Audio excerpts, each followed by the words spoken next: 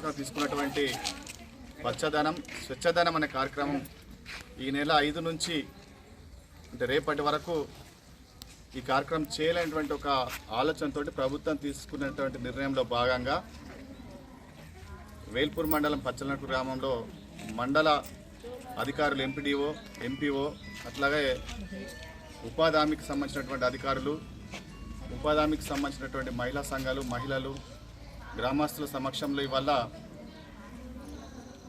ఈ చెట్లు నాటే కార్యక్రమాన్ని ఏర్పాటు చేసుకోవడం జరిగింది. అంటే గతంలో ప్రకృతి వనం పేరు మీద కావచ్చు ఇంకొక పేరు మీద కావచ్చు పోయినటువంటి గవర్నమెంట్ ఈ చెట్లు నాటే కార్యక్రమం చేసింది. కానీ ఇవాళ కాంగ్రెస్ పార్టీ అధికారంలోకి వచ్చిన తర్వాత కూడా ఈ చెట్లు నాటే కార్యక్రమం కొనసాగిస్తూ గతంలో లాగా కాకుండా మేము అధికారులకు అట్లాగే ఇక్కడ ఉన్నటువంటి మహిళా సంఘాలందరికీ కూడా విజ్ఞప్తి చేస్తూ ఉన్నాం. ఏదైతే చెట్టు పెడతామో ఆ చెట్టు మళ్ళీ కటియకుండా ఉండడానికి ఉండే ఉపయోగంగా మనం పెట్టాల్సిన అవసరం ఉన్నది. ఇవాళ చాలా దగ్గర వైర్లు ఉంటాయి, వైర్ల కింద చెట్టు పెట్టారు, పెరుగుతుంటే మళ్ళీ కట్ చేస్తాం.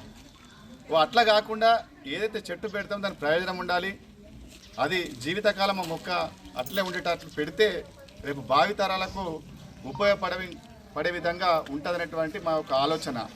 ఇవాళ చాలా అంటే ఆదిలాబాద్కు నిజామాబాద్కు కొంత తేడా చూస్తే ఆదిలాబాద్లో విపరీతమైన చెట్లు ఉన్నాయి, విపరీతమైన అడవి ఉంది.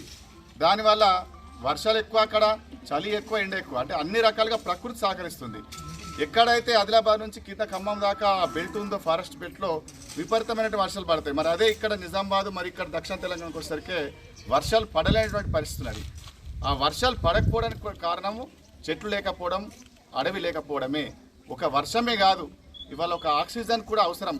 ఇదంతా కూడా ఇవాళ వాహనాలు పొల్యూషన్ అయిపోయి ఆరోగ్యం ఖరాబ్ అవుతున్నటువంటి పరిస్థితులలో ఒక మంచి వాతావరణాన్ని మంచి కాలుష్యాన్ని మనం తీసుకోవాల్సిన అవసరం ఉంది. కాలుష్యం పోగొట్టి మంచి ఆక్సిజన్ తీసుకోవాల్సిన అవసరం ఉంది. ఇవన్నీ కూడా చెట్లే అందిస్తాయి. కాబట్టి ఆ చెట్లు నాటే కార్యక్రమంలో ప్రతి ఒక్కరు భాగస్వాములు కావాలి. ప్రతి ఒక్క వ్యక్తి కనీసం ఒక 5 చెట్లన్నా పెట్టుకొని మొక్కలు పెట్టి చెట్లుగా చేసి దాన్ని కాపాడుకుంటే ఇవాళ భావితరాలకు ఒక మంచి ఆక్సిజన్ ఇచ్చి రేపు తెల్లారి ప్రకృతి పరంగా ఎలాంటి ఇబ్బంది లేకుండా చేయాల్సినటువంటి అవసరం ఉంటుంది. ఆ దిశగా ఉపయోగపడుతుంది. కాబట్టి ప్రతి ఒక్కరు కూడా దయచేసి ఒక్కొక్కళ్ళు తమ వంతుగా ఒక 5 మొక్కలు ఇంటికాడ తీసుకుంటే ఇంటికాడ పెట్టుకోవడము, లేకుంటే చేనులో పెట్టుకోవడము, ఎక్కడైతే అక్కడ ఒక 5 మొక్కల్ని పెట్టి దాన్ని చెట్లుగా తయారు చేసి కాపాడుకోవాల్సినటువంటి బాధ్యత అందరి మీద ఉంది. ఆ దిశగా ప్రతి ఒక్కరు కృషి చేయాలని చెప్పేసి ప్రతి ఒక్కరు ఆ దిశగా ప్రయత్నం చేయాలన్నటువంటి